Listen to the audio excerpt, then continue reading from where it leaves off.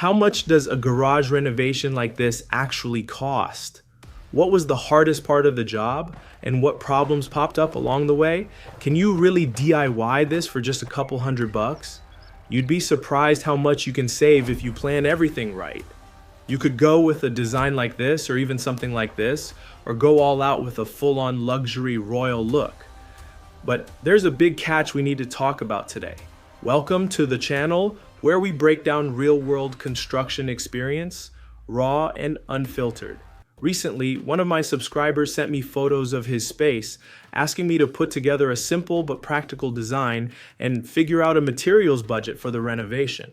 What we've got here is a pretty typical garage, built around 2018. At some point, someone put up drywall partitions, but never actually finished the job. The garage has pretty standard dimensions, about 17 feet wide, 20 feet long, and just over 9 feet of ceiling height. The main request was to refresh the walls and ceiling on the tightest budget possible and leave the concrete floor alone entirely since the budget was really strict. Looking through the photos he sent, I immediately spotted a critical problem area. In the left corner near the ceiling, there were clear patches of mold that needed to be dealt with right away. On top of that, the back wall and the area near the garage door were covered in a chaotic mess of wooden shelving, and the ceiling itself was finished with varnished wood paneling. To give the client some options and still stay within budget, I put together two different color schemes. The first option had the walls in a light blue tone, his favorite color, with a classic white ceiling to keep the space feeling open and not too closed in. The second option was a warm peach palette designed specifically for his wife, since he was living in Los Angeles at the time and wanted to run the final color choice by her first. Sure, in modern construction, you could go with high-end epoxy floor coatings or fancy decorative plaster, but that's a completely different price range.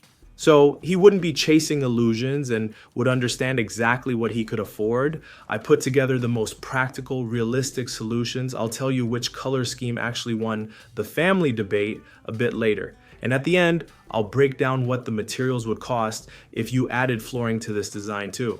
Now let's walk through this project step by step, like we're virtually walking onto the site and doing the renovation with our own hands. In my project file, step 1 is always buying the basic tools and materials for the first stage, so you're not spending money upfront on stuff you don't need yet.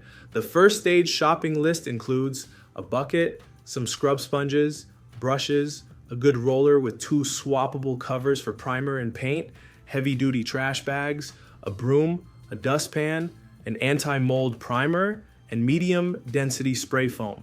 You can grab all of this easily at Home Depot. And the total for stage 1 came out to exactly $135, not counting delivery. Next, we fully tear out all the old shelving, haul out every last piece of junk, and leave the garage completely empty and ready for the real construction work. Once the space is cleared out, we grab a hand sanding block with mesh abrasive and carefully sand down every drywall seam, checking the surface for any old lumps of dry joint compound. Step 4 is dealing with the actual root cause of the mold in that ceiling corner, because without that, any cosmetic fix is pointless. We partially take apart the wood paneling in that spot, seal up every gap and cold bridge that was letting damp air in with spray foam, then put the paneling back exactly to code. Step 5, we scrub off every visible trace of mold, let the surface dry for 2 to 3 hours, and treat the area with an antifungal solution exactly per the instructions. Throughout this process, we're wearing an N95 respirator for safety, applying the fungicide, and then thoroughly cleaning every tool we used. Once the messy prep work is done, we move on to the second round of shopping, which comes out to around $202 without delivery. This covers a drill if you don't already have one, a mixing paddle, deep penetrating primer, and finishing joint compound. By the way, our subscriber already had a folding ladder on site, which I spotted in his original photos. I always tell clients to send me a full list of the power tools, ladders, and buckets they already have, so I don't add extra items to the shopping list they don't actually need. Next, we tackle the ceiling. All the wood paneling, which originally had one coat of varnish, gets thoroughly sanded down with 180 grit sandpaper that knocks off the shine, creates the right texture for the primer to grip onto, and then we wipe away all the dust with a dry cloth before priming. Step 6 is spot sanding all the drywall seams on the walls, getting the surface perfectly flat with no bumps or dips. Before we apply any joint compound, we spot prime every dip and seam with a brush to even out how absorbent the surface is, then let it dry for at least an hour. Then we mix up the finishing compound using the mixing paddle and drill on low speed, following the exact mixing ratios I've also laid out in the technical instructions. We fill in every drywall flaw and seam, bringing them flush with the rest of the wall, following ASTM and GA214 building standards.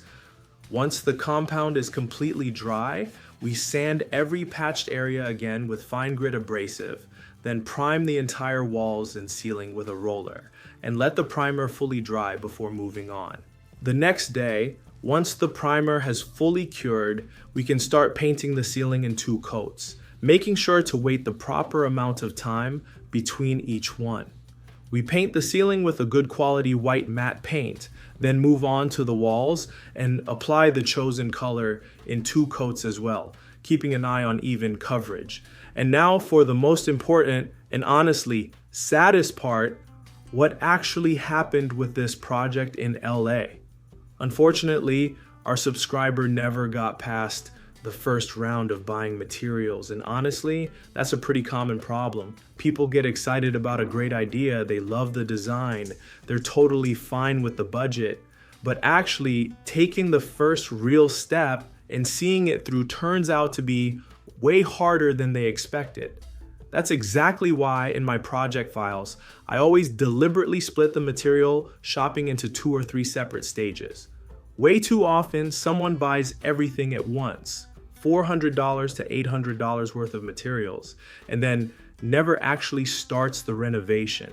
That first purchase is actually the most valuable indicator because it's what tells you whether someone is really ready to physically get their hands dirty. Let's be honest with ourselves here. If you've bought all the materials, cleared every bit of junk out of the garage, and actually started prepping, your odds of finishing the job successfully go way, way up. In this particular case, our subscriber spent $50 on the design file and $135 on stage 1 materials. So he spent a total of $185 just to realize that doing a full renovation yourself is genuinely hard work. And he simply wasn't psychologically or physically ready for it. Don't kid yourself into thinking a renovation is some easy walk in the park, where you can just show up and knock it out in a couple hours without any real prep. On this channel, you're never gonna see some made-up fairy tale. I always show you the harsh reality of construction, break down the actual sequence of work, and give you realistic time estimates. Finally, I gave the client a rough estimate of what the same job would cost in LA if he decided to hire a crew instead. If he'd done everything himself, the total material cost would have come out to just $423. But hiring a crew for this amount of work in that area runs anywhere from $1,200 to $2,800 on top of all the material costs. By the way, that look I showed at the start of the video with the color match floor would cost an extra $200 to $300 depending on the paint quality. The shelving was already in the garage, and we painted it the same color as the ceiling using leftover paint. So before you go buy any tools, take an honest look at yourself and ask if you're really ready to roll up your sleeves and get to work. Subscribe to the channel if you want to see more honest construction stories.